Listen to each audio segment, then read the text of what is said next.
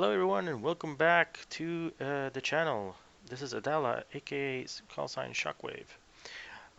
Today I'm bringing you another DCS video, but it is unlike any of the previous videos that I've put up on the channel, because it's not just one video, but it is a series of videos that I'm going to be putting in a playlist. And I've called the series Shockwave's DCS Hornet Academy. It is basically a course that will teach you how to fly the Hornet from zero to hero kind of deal. And in this first lesson, which I've called Intro to DCS and the course, we're going to go over what the Hornet Academy is all about, what's in it as far as syllabus. We're going to then introduce DCS for those who have not come across it and don't know what DCS is. So hope you guys enjoy, and let's get started. All right, let's get started first with a couple disclaimers and then the purpose and goals of the course. So first of all, the course content is not claimed to be without flaws or inaccuracies. What I mean by that is I only have about 6 or 7 months of experience in DCS. I mean, I've learned quite a bit through it, and I don't claim to know everything.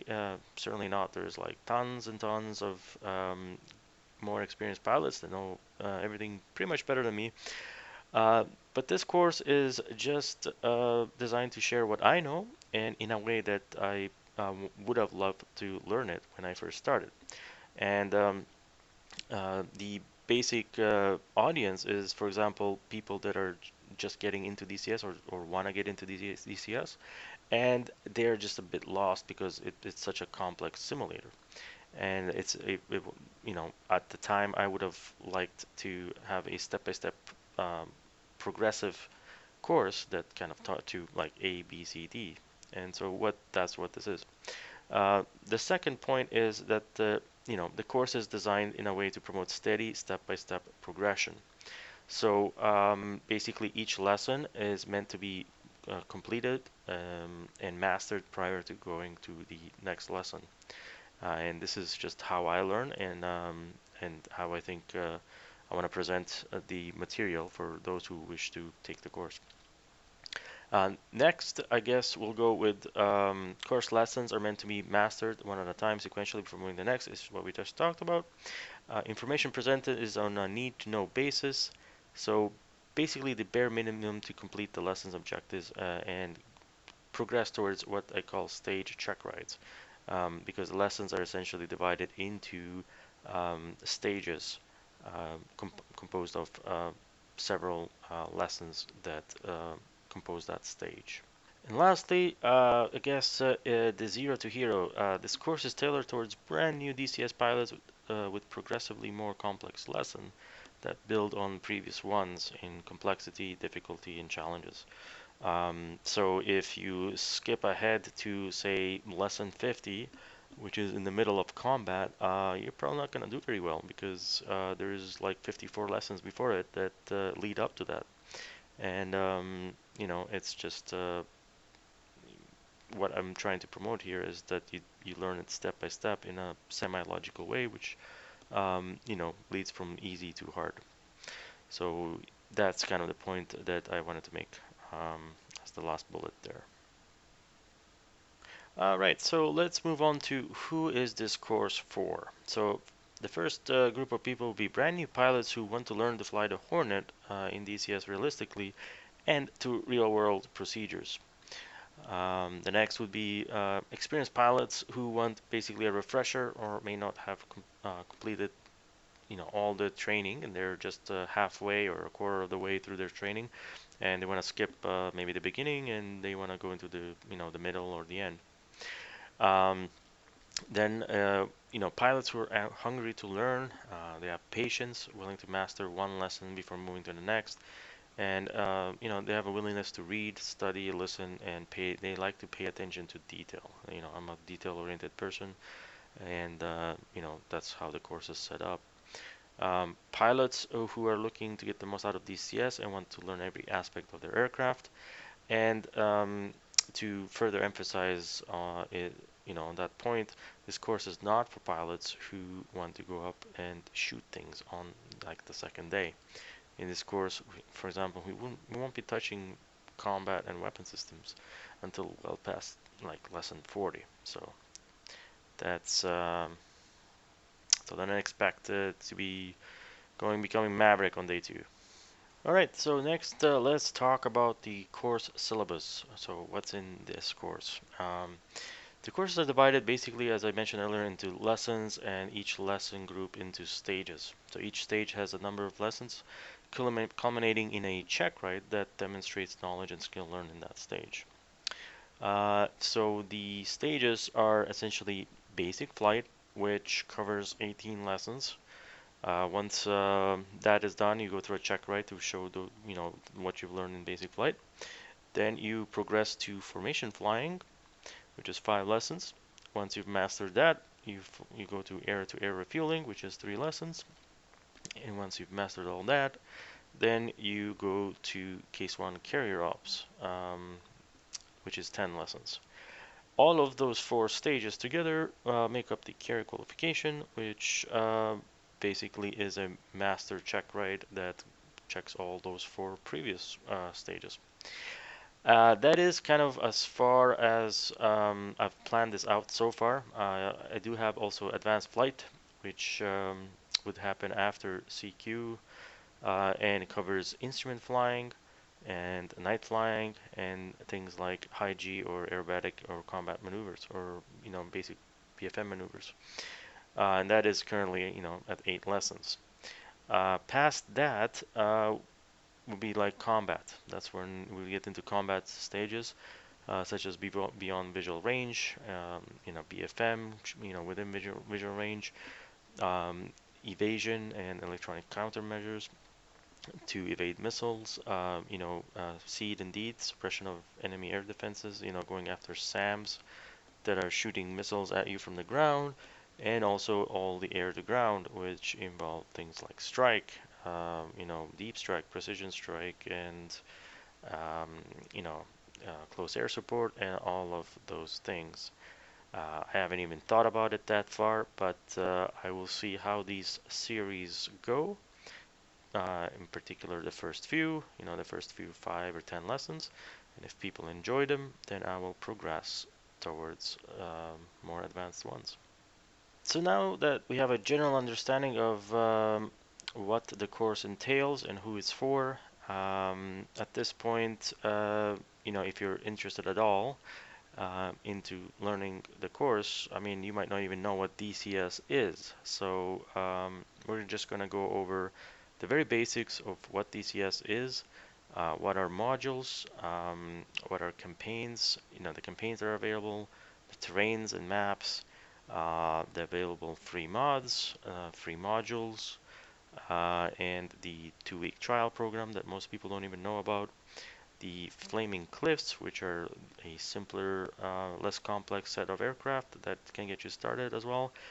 And then finally I will conclude with why I believe the Hornet and the other few modules that I recommend to master are like, what's the reason for that. And essentially it's because they are unique in the gameplay that they open up in DCS. Like, each of these modules open up a specific type of gameplay that is not offered by any other module. So we'll go over that.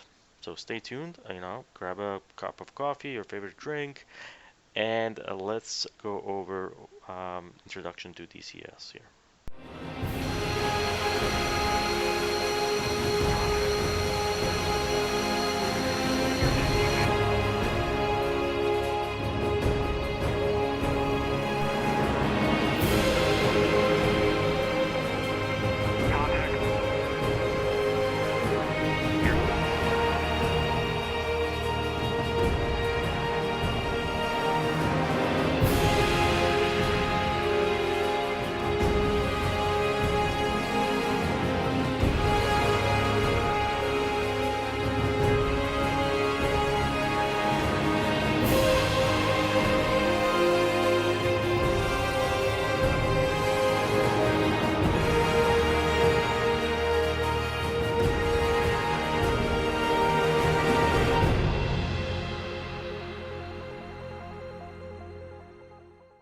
Right, folks, let's talk about what is a DCS. So here is part of lesson one. So for those who don't know what DCS is, well, we should probably start there, huh? So DCS is short for a digital combat simulator, and it is produced by, created by Eagle Dynamics, which is a studio that makes it, and it has a model.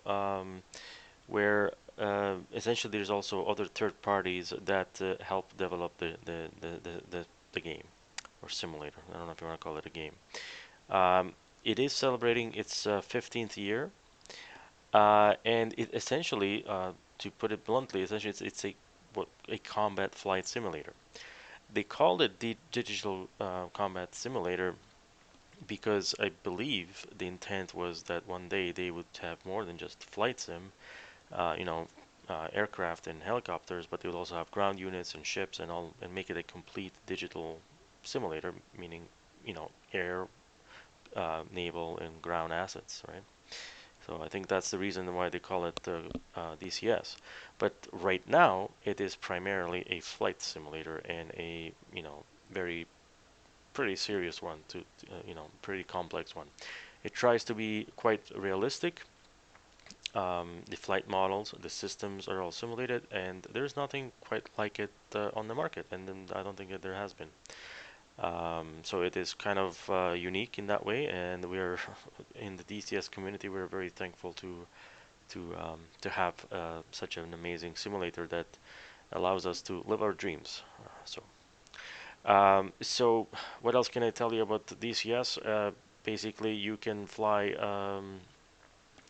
jets and helicopters. And you have several maps, and you can fly in by yourself. You can have missions. You can have campaigns, which is a series of missions and with the storyline.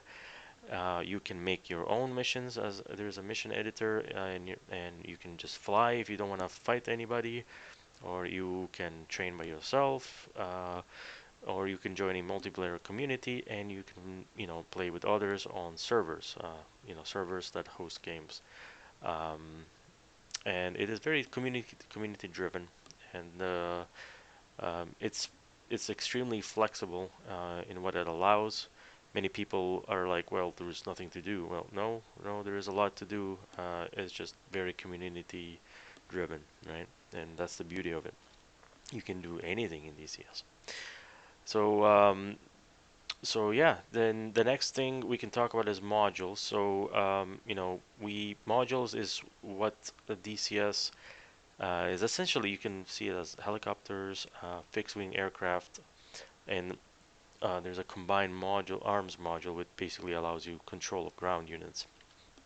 So essentially, when it comes to DCS, when you download the simulator, first of all, it's free to download, and you get two modules that are free. And modules, as we said, is basically, you can refer to it as aircraft. The Su-25, which is a Russian surface or air-to-ground uh, aircraft, kind of like the A-10 Warthog, or the TF-51, which is basically an unarmed version, trainer version of the P-51 World War II single-engine fighter. So basically, this the Mustang allows you a taste of World War II flying, and the Sukhoi is a semi-modern, you could call it a fourth gen jet that is actually on the battlefields even today. So, a relatively modern jet that you can fly. So these two are free. When you download DCS, they're free and you can go for it. The other aircraft that are available are anywhere from World War II. There's the Cold War area. There's fourth gen up to fourth gen. There's helicopters.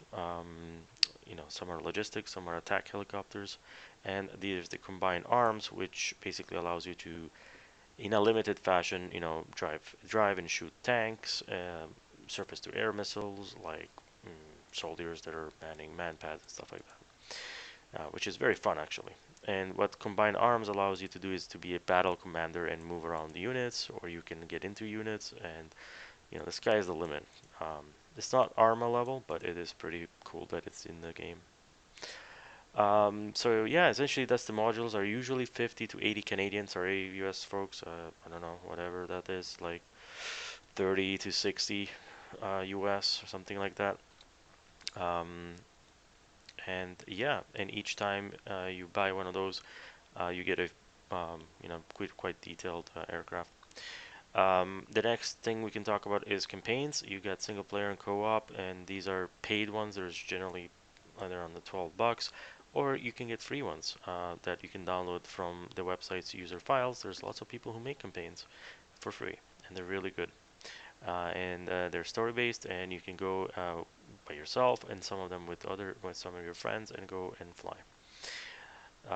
The next thing is the map. So you can't go everywhere in the world. There are certain maps that are developed.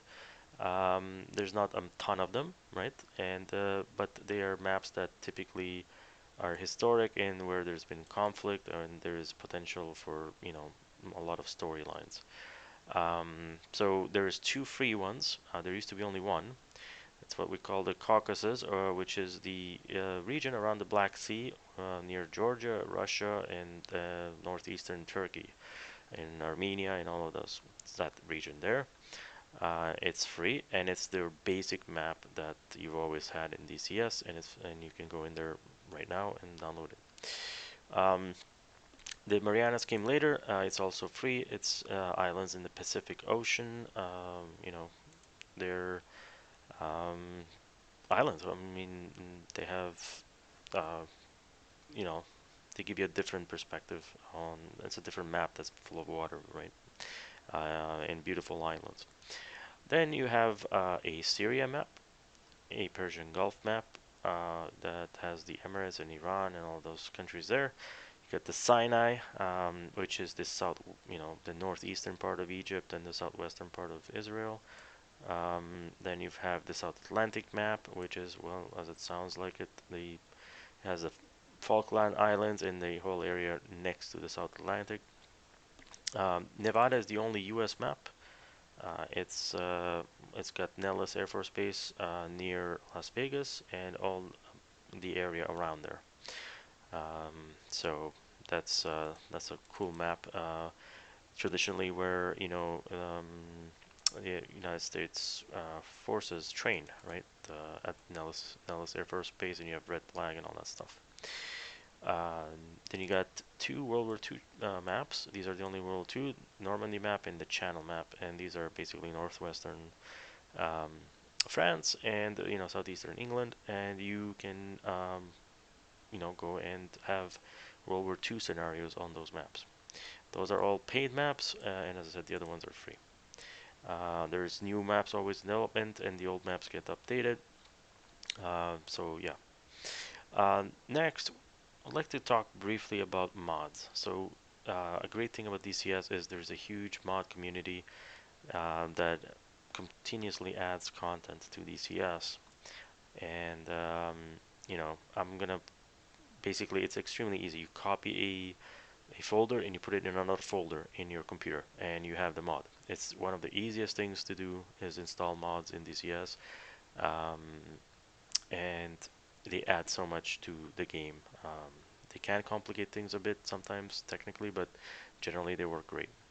And there's three that I want to talk about because they open up great gameplay. The first one is the A4 Skyhawk. It is it's basically almost like a full fidelity paid module. It is extremely detailed, extremely well, and for those who don't want to spend the money, they can get started with the A4, right? Then we have the UH-60L Blackhawk and the Seahawk, and these are basically logistics helicopters that, and the Seahawk is an anti-submarine helicopter from the Navy, and allows you to have anti-submarine warfare. So very cool mods. I wanted to mention that. Last thing to mention here is the 2-week trial program, which most people don't know about, and it's basically a program that resets every 6 months and allows you to have up to 2 weeks for free any module in the game um, for 2 weeks. So you can have, if you wanted 10 modules for 2 weeks, and you have access to all 10, or you do one every 2 weeks, and then you can last several months just trying different modules. So another great thing about DCS. Lastly, we have the Flaming Cliffs aircraft. This is just a weird name for some of these aircraft that have not clickable cockpits. You will hear that term where you cannot, um, essentially you're not going to have buttons on your cockpit. It's all based on your keyboard, and these are essentially, they have great flight models, just like the others. They're not easy to fly in that way, but they don't have all of these systems. They don't have crazy complex systems. They're much simpler, um, and they're a way that new pilots can learn without going into very complicated things. They're still not super easy, but easier than the other ones. And the other reason why these don't have fully complex, clickable cockpits is because well, they're secret. The Russian Air Force and many other air forces use these. Their most current, some of their most current jets, and they don't want to, for some reason, they don't share that information.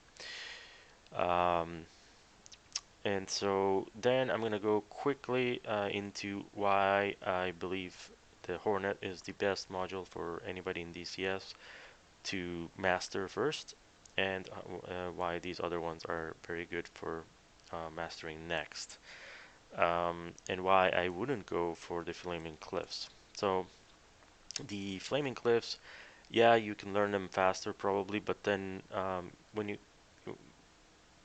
gonna have to learn the more complex system anyways, and the sooner you get onto those systems, the faster you will learn, and you won't waste time on learning other systems. So if you wanna go as fast as possible to learning just one aircraft really well, I would recommend to skip this and just go for one aircraft that has clickable cockpits.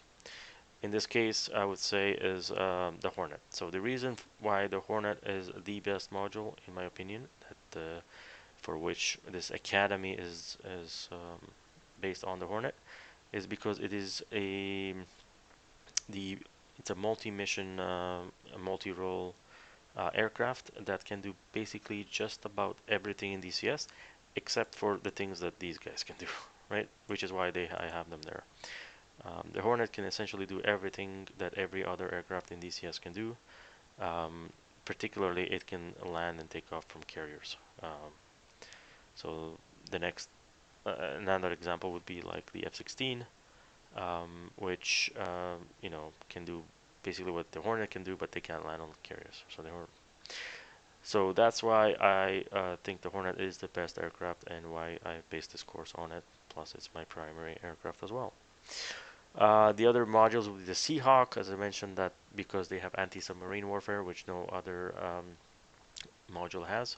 The UH-1 Huey helicopter, because it can have multi-crew, so you can have door gunners or co-pilots, which is super fun, and it is very challenging, one of the most challenging helicopters, and it can do logistics, right? The F-14, because you've got the ability to be a backseater, and not a backseater like in the F-15 where you don't need a backseater, but like a backseater where you actually need a backseater or to be effective. Plus, it's one of the coolest aircraft ever. Uh, the Black Shark or the Apache, they are the attack helicopters, and they open up that gameplay that, you know, like a UH-1 or a Seahawk doesn't have, the the Hellfires and the ability to, the systems and the ability to target that these guys have yet. So right now, these guys, open up that type of the gameplay, and then Combiner Arms, as I mentioned, opens up a whole bunch of gameplay, such as driving a tank around, or lasing for somebody who's dropping a bomb and things like that. So that's a brief intro to DCS, which wasn't so brief. So hopefully you guys are still awake, and we can go quickly over um, the website. So here we are on the website. So it says 1500 DCS. I'm gonna go very quick about here. All I gotta show you guys is, you go here. DCS World is where you download it. The planes and helicopters are the modules. The terrains, it's kind of self-explanatory. So you click on planes, for example, and you got here the F-15, the F1 Mirage, the A-10, and so on and so forth. You go buy and you buy it, and then you download it through the game. When you launch the game, it will try to download. There's two ways to get DCS. One is through Steam and one is through their website. They're not compatible. So if you go through Steam, you are gonna always go through Steam to buy modules and go and you know do everything through Steam. And if you go through the website, which is for example what I did, you can't go through Steam and you have to buy everything through the website. So I would kind of recommend that just cause I don't know. I think it's cleaner that way, but um, uh, yeah, you can do it either way. Helicopters, as I said, here are some of the helicopters like the Black Shark, the um, Apache, Hind, Gazelle, and so on and so forth. So this is where you would go and buy your helicopters, your terrains, same thing. These are all paid terrains. So for example, if you want to go Sinai, you can check out all of the screenshots and then go buy it if you like it. Lastly, we have campaigns, which are based on aircraft. So for example, this one is a helicopter campaign, but since we're an academy about the F-18, like you can filter by like aircraft, and you can get the yeah, like for example, the Inherent Resolve campaign, right? And there you go. It's got all the screenshots. You download it, and then you have it, and you can have a storyline driven downloads. Screenshots if you want to go see with screenshots, and then user files is the only other thing I'm going to show you guys. This has like 19,000 files, which are uploaded by the users, which is really really cool. I've uploaded some stuff here myself. Here is, for example, the there's campaigns, there's skins, to make your aircraft look different. There's all the mods and all sorts of really good stuff here. You gotta do search for it and download it and install it into your game. The eShop is where you would also go buy all those things, the modules and terrains, and then you got the forums and support. That's really all I wanted to touch on for the website. And so let's go ahead and conclude this lesson number one. And yeah, that is probably the most talking I'm gonna do without actually flying in this entire course. So hopefully I didn't put you guys off on that, but I wanted to say all those things so that everybody is on the same page now, and at least they know, what a module is, or what a terrain is, or what what DCS offers. And I'm talking about brand new people who want to get into DCS and get in seriously. So here's where the fun starts. Lesson 2 is going to go over hardware requirements and keybinds. As I said, this academy is all about step-by-step process. You do not go into lesson 2 unless you know lesson 1. Granted, lesson 1 is more generic, so that might be the only exception. You can actually skip lesson 1 if you wanted to. But after lesson 2, you gotta know, you can't skip. Don't skip. Because without the hardware and the correct keybinds, you are not going to be able to learn DCS and fly to the levels that um, this course aims to get you. It's just impossible. And this is not an Xbox or a Game Boy. It's you cannot dogfight in an F-18 without the proper hardware and without the keybinds. It just makes it very hard. So we're gonna go over that, and then the lessons will hopefully get more exciting as we start to talk about how to start your aircraft, how to taxi it, how to take off, how to arm it, and how to navigate, how to land, and so on and so forth. Each time we're going to build a new skill and a new knowledge, and the goal is by the end of the fourth stage you are essentially carrier qualified or carrier capable pilot, at least as far as knowledge and the ability to teach yourself, and might still require some instruction and some guidance. I mean, this is all there's so much you can just read about and do on your own, but it will get you 90% of the way there, I hope. So thanks for sticking. I think this will probably be one of my longer ones. Thanks for sticking around, and I will see you in lesson 2 if you decide to join this journey with me into making you a DCS naval aviator. So thanks so much, and see you in lesson 2.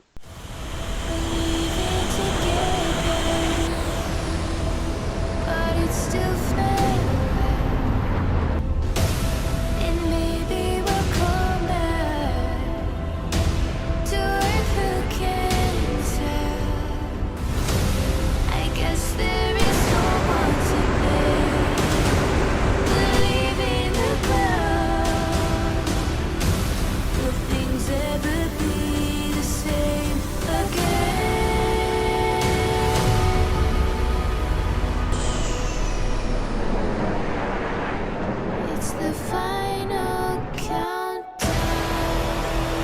400 Hornet ball 319.